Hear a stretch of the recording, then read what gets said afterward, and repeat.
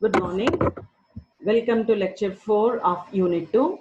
Today we are going to discuss about p-type semiconductors, the carrier concentration in p-type semiconductor and the position of Fermi level.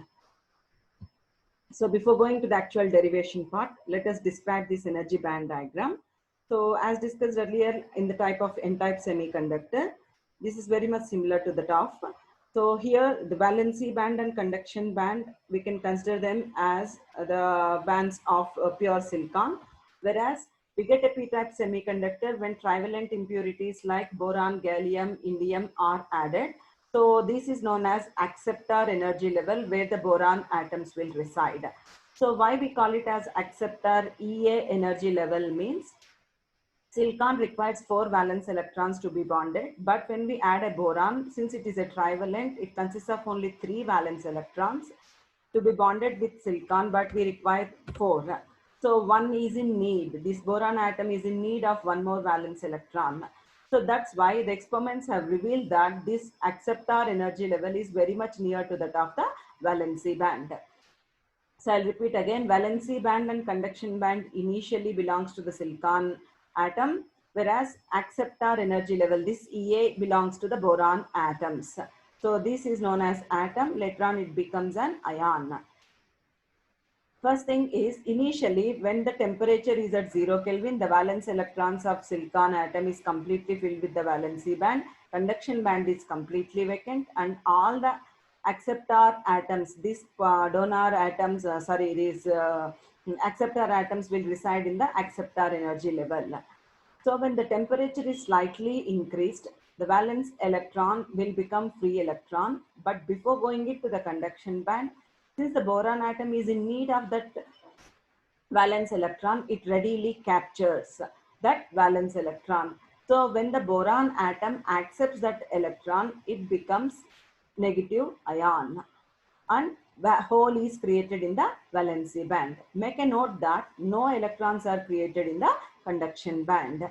So when the temperature is further increased, more and more valence electrons will become free electrons, creating holes in the valency band. But since we are adding very less number of impurity atoms, that's why they are noted with a dashed line and far apart from each other. So these boron atoms slowly becomes negative ions and some of the valence electrons will go to the conduction band. So the point to be noted here is valence electrons initially are captured by the acceptor energy level and later on going to the conduction band. So holes are created in two ways. Whenever the valence electron is moving from EV to EA and similarly from EV to EC. So a conduction electron is created only in one time, whereas holes are created in two times. That's why holes are the majority charge carriers in p-type and electrons are the minority charge carriers in p-type. So we have three energy levels here: the valency band, acceptor energy level, and the conduction energy level. So in the further derivations, we are going to derive the number of acceptor ions, number of holes in the valency band as derived in the intrinsic semiconductor, and number of electrons in the conduction band. So number of holes in the valency band is P is equal to 2 pi m star k beta by h square whole power 3 by 2 exponential EV minus EF by KT. This we have derived in the case of intrinsic semiconductor and directly getting that equation here. Since EF lies below the acceptor levels, the density of ionized acceptors is given by Na into F of EA is equal to Na exponential EF minus EA by KT. So this is number of acceptor ions, just like number of donor ions in the case of N-type. Here we are taking it as Na. So as said in the process, number of holes in the valency band is equal to number of acceptor ions in the acceptor level. So that's why we are going to equate it.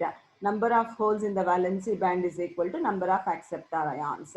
And taking logarithms on both sides, we repeat this expression just like in the case of N-type semiconductor. Initially we go for EF and later on we go for Na.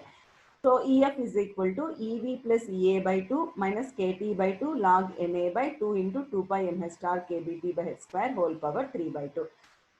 So at T is equal to 0 Kelvin, EF is equal to EV plus EA by 2, exactly midway between the valency band and the acceptor level. But when the temperature is increased, this term no more becomes 0 and it slightly increases to reaches the intrinsic behavior.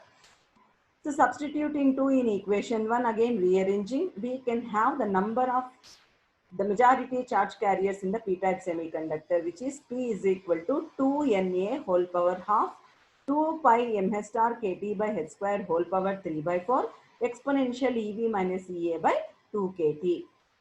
So thus the density of holes in the valency band is proportional to the square root of the acceptor concentrations at low temperatures. But as temperature increases, intrinsic behavior predominates and the contribution due to the acceptor atoms becomes insignificant. At temperature increases, Fermi level decreases since more acceptor atoms are ionized, and at a particular temperature, all the acceptor atoms are ionized. Further increases in temperature results in generation of electron-hole pairs due to breaking of covalent bonds. The material tends to behave in intrinsic manner.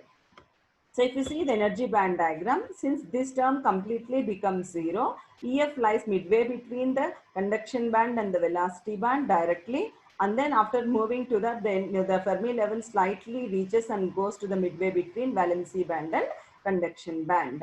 Thank you.